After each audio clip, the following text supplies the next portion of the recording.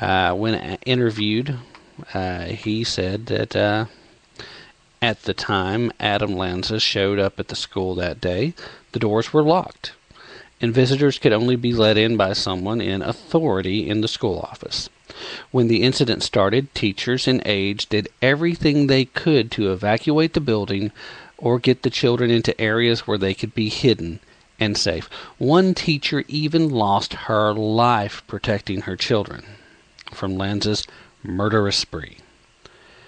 What exactly is it that this family asserts the school could have reasonably done differently?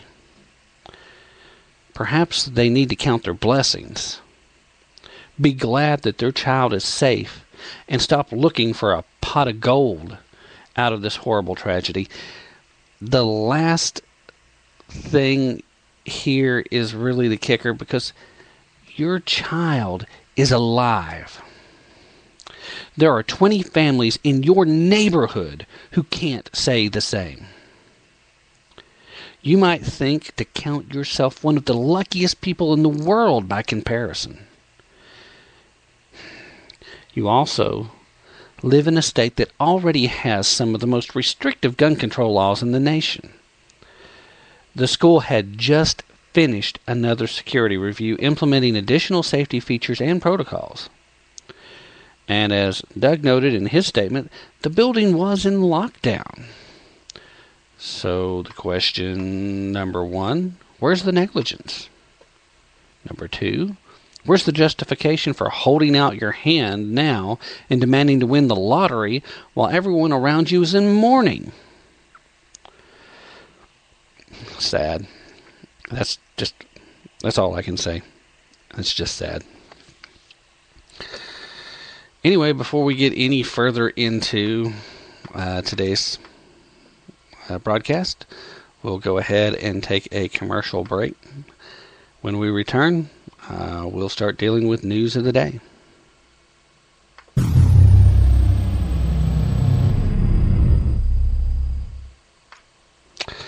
Welcome back to Tap Into the Truth. This is your host, Tim Tapp, and let's just get right back into it. This one we have to touch on because it leads in with the rest of today's stories.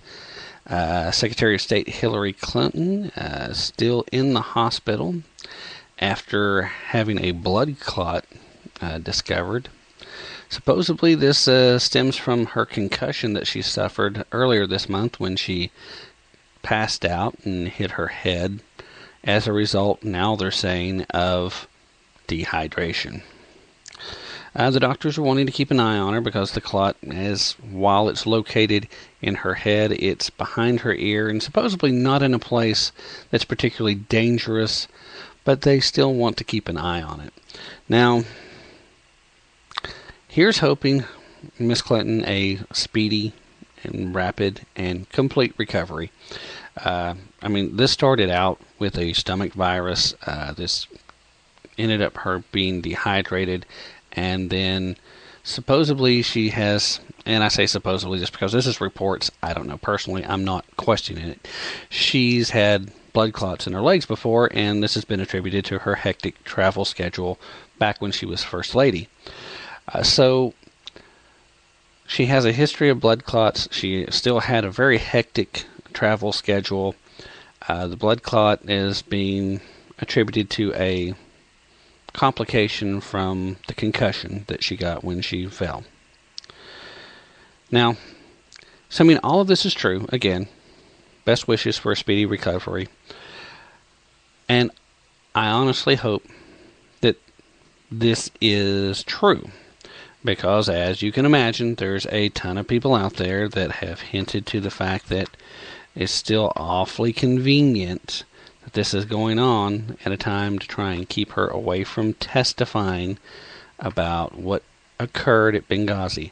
She already had to cancel testifying in front of the Senate, and Senate actually released their Benghazi report today. Funny that they would choose today, knowing that the news cycle was going to be dominated by stories of how much we missed Dick Clark tonight and the fiscal cliff. I have also heard some conspiracy theories starting that this actually was not an accident, that this has been orchestrated, that it is real, and it actually was an attempt on Miss Clinton's life by the fine folks of the Obama administration trying to continue their cover-up, afraid of what will happen if Hillary refuses to continue to play the part of the scapegoat.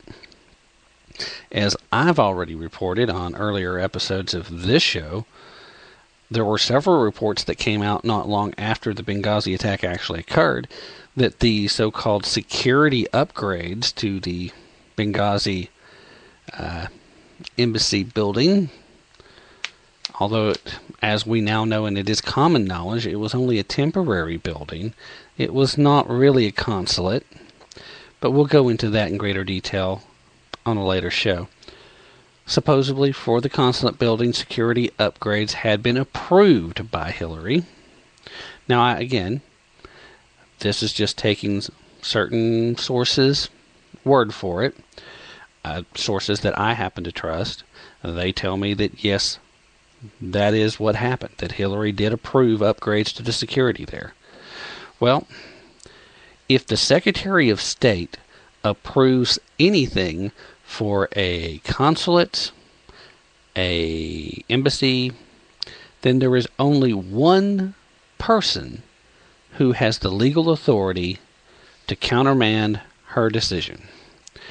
And that is whoever is planting their tuchus behind the big chair in the Oval Office.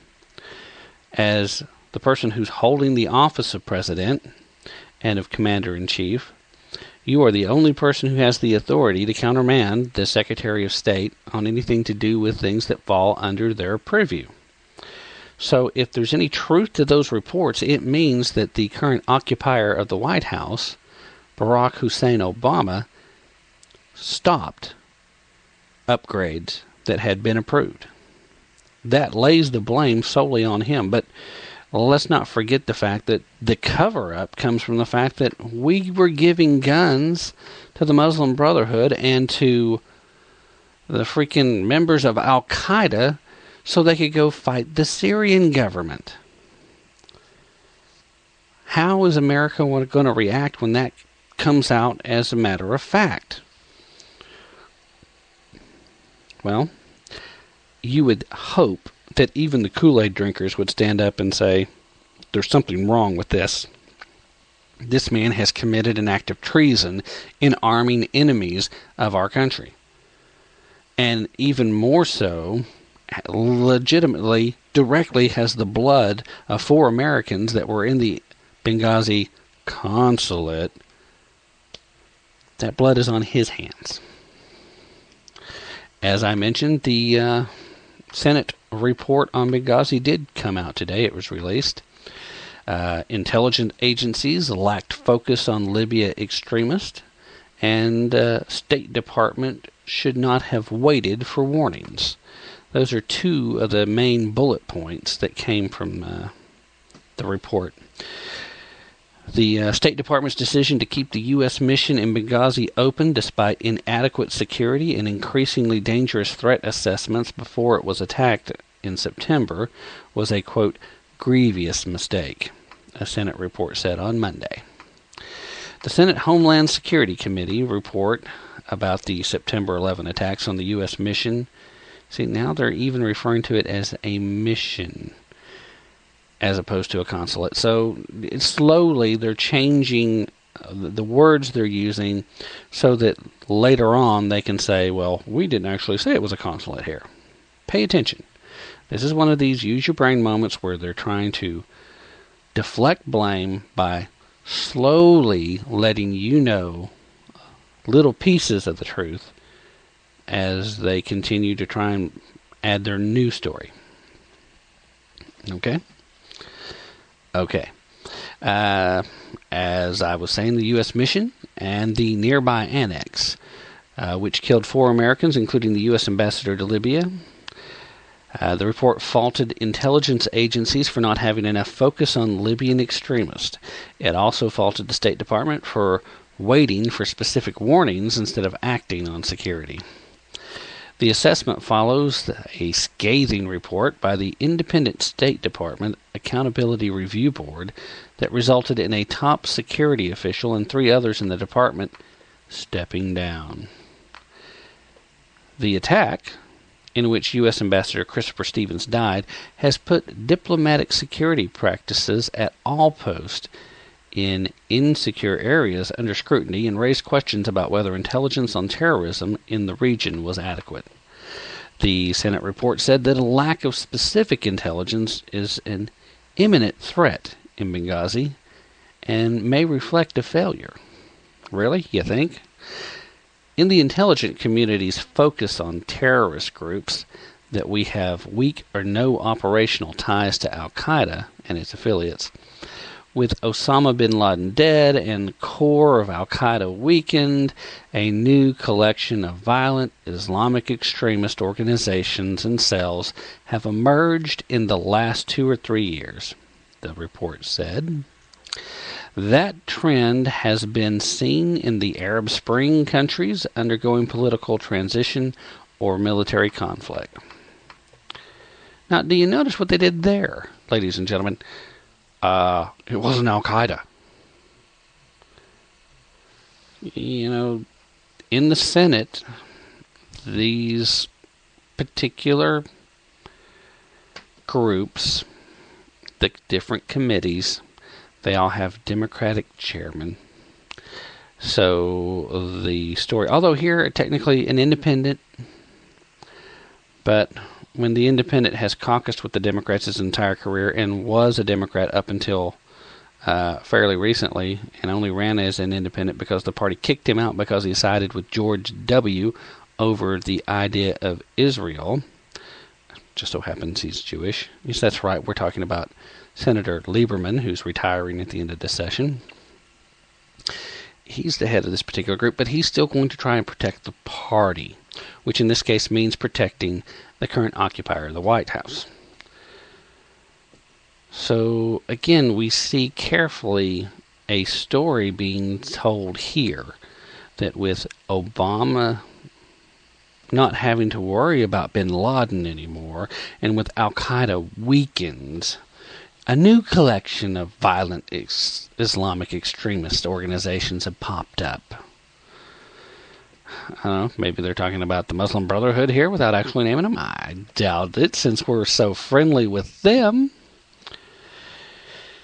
Anyway, the report continues to recommend that the U.S. intelligence agencies broaden and deepen their focus in Libya and beyond on violent Islamic extremist groups in the region that lack strong operational ties to core Al-Qaeda and its main affiliate groups, which means let's stop paying attention to Al-Qaeda. Wrong. Al-Qaeda is still calling the shots. That's who did this attack, ladies and gentlemen. These are Al-Qaeda affiliated groups.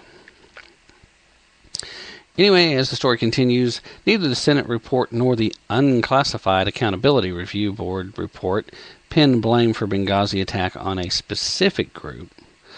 The FBI is investigating who is behind the assaults.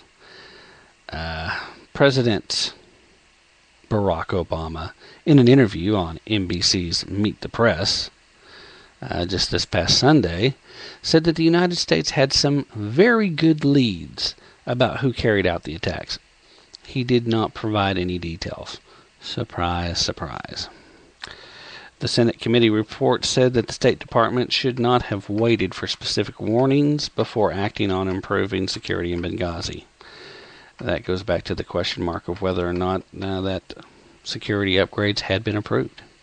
It also said that it was widely known that the post-revolutionary Libyan government was incapable of performing its duty to protect U.S. diplomatic facilities and personnel. But the State Department failed to take adequate steps to fill the security gaps. Despite the inability of the Libyan government to fulfill its duties to secure the facility, the increasingly dangerous threat assessment, and the particularly vulnerable facility, the Department of State officials did not conclude the facility in Benghazi should be closed or temporarily shut down. That was a grievous mistake as well. This is cover. They didn't name anybody specifically because they didn't want to go into